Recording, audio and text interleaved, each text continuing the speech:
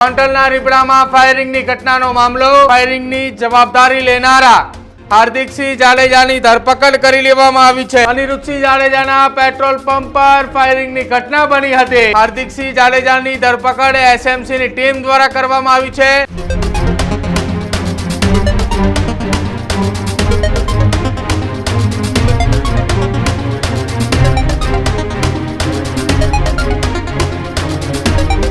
નમસ્કાર, આપ જોઈ રહ્યા છો ન્યૂઝરૂમ ને આપની સાથે હું છું પ્રદીપ. સમાચાર ગોંડલના રીબડાથી સામે આવી રહ્યા છે કે જ્યાં રીબડાના પેટ્રોલ પંપ ઉપર જે ફાયરિંગની ઘટના બની હતી, જે અનિરુદ્ધસિંહ જાડેજાના પેટ્રોલ પંપ પર મોડી રાત્રે ફાયરિંગની ઘટના બની હતી અને ઘટનાની જવાબદારી લેનાર હાર્દિકસિંહ જાડેજાની ધરપકડ થઈ ચૂકી છે. ગોંડલના રીબડામાં ફાયરિંગની ઘટનાનો મામલો. અનિરુદ્ધસિંહ જાડેજાના પેટ્રોલ પંપ પર ફાયરિંગની ઘટના બની હતી. જે ફાયરિંગની ઘટના બની હતી એ ફાયરિંગની જવાબદારી લેનારા હાર્દિકસિંહ જાડેજાની ધરપકડ કરી લેવામાં આવી છે. હાર્દિકસિંહ જાડેજાની ધરપકડ એસએમસીની ટીમ દ્વારા કરવામાં આવી છે. એસએમસીની ટીમે હાર્દિકસિંહ જાડેજાની ધરપકડ કરી છે. હાર્દિકસિંહ જાડેજાની એસએમસીની ટીમે કેરળના કોચી ખાતેથી ધરપકડ કરી છે. ધરપકડ કરતાની સાથે જ રીબડા ખાતે પેટ્રોલ પંપ પર મોડી રાત્રે જે ફાયરિંગની ઘટના બની હતી એ ઘટનાના કેસમાં મુખ્ય આરોપી તરીકે હાર્દિકસિંહ જાડેજા છે. 24 જુલાઈના રોજ મોડી રાત્રે 1 વાગ્યાની આસપાસ ફાયરિંગ થયું હતું અને આ ફાયરિંગમાં બે બુકાનીધારી શખ્સ બાઇક પર આવ્યા હતા. બંને શખ્સોએ સાથે મળીને એક વ્યક્તિએ પાછળ બેઠો હતો કે જેને ફાયરિંગ કર્યું હતું. 11 દિવસ પહેલા રાજકોટ જિલ્લા પોલીસની ટીમે આ કેસમાં 4 આરોપીની ધરપકડ કરી હતી, જેમાં બે ફાયરિંગ કરવામાં આવનાર બે શખ્સો પણ હતા અને બે અન્ય જે શખ્સો હતા એ આખી આ ઘટનામાં મદદગારી દરમિયાન હતા કે જે બંને રૂપિયાની આપલેમાં સામેલ હતા. ઘટના સ્થળ ઉપર એ બંને શખ્સોને ત્યાં બતાવવા માટે પણ ગયા હતા કે આ પેટ્રોલ પંપ, અને આરોપીએ હાર્દિકસિંહ જાડેજાના કહેવાથી ફાયરિંગ કર્યા હોવાની પણ વાત સામે આવી છે.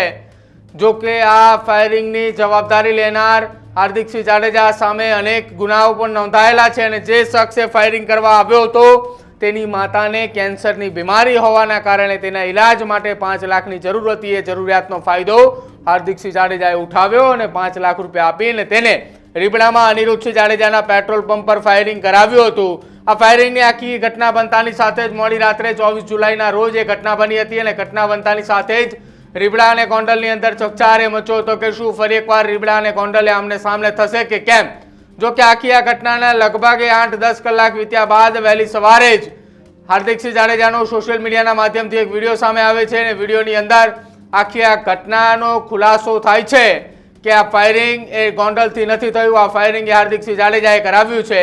જો કે હાર્દિકસિંહ જાડેજાએ ફાયરિંગ કરાવતાની સાથે જ ધમકી પણ રાજદીપસિંહ રીબડા અને સાથે જ પિન્ટુ ખાટડીને ધમકી આપી હતી. જો કે આ મામલો એટલો બધો ગરમાયો હતો કે પિન્ટુ ખાટડીના ભાણાએ પણ હાર્દિકસિંહ જાડેજાને ખુલ્લી સોશિયલ મીડિયાના માધ્યમથી વિડીયો બનાવીને ધમકી આપી હતી.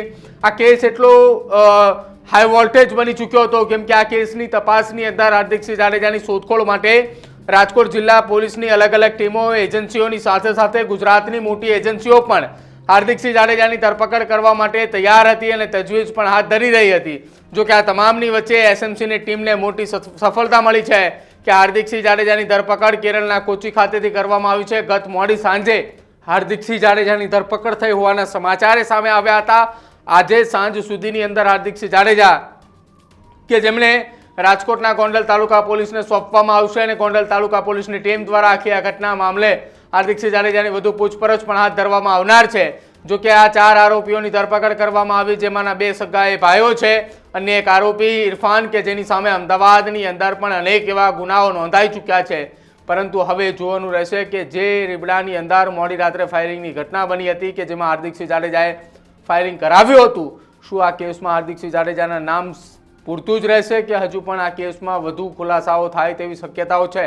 કેમ કે આ કેસની અંદર જો હાર્દિકસિંહ જાડેજા કોઈનું નામ ખોલે છે તો આ કેસની અંદર વધુ પણ એ ચર્ચાનો વિષય બને છે. કેમ કે મોડી રાત્રે જ્યારે ફાયરિંગની ઘટના બની હતી એ દરમિયાન પેટ્રોલ પંપ પર એક શખ્સ હાજર હતો અને એ દરમિયાન આ ફાયરિંગની ઘટના બની.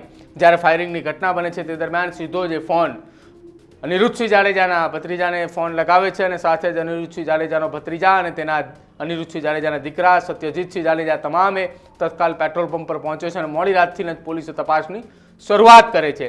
જો કે રાજકોટ જિલ્લા પોલીસની ટીમની અલગ અલગ ટીમ દ્વારા આ કેસમાં મોટી સફળતાઓ એક બાદ એક મળતી આવતી હતી અને ત્યારબાદ ઉત્તર પ્રદેશથી 4 આરોપીઓની ધરપકડ કરી અને જે ફાયરિંગ કરાવનાર શખ્સ હાર્દિકસિંહ જાડેજા છે એની ધરપકડ કેરળના કોચી ખાતેથી કરવામાં આવી છે.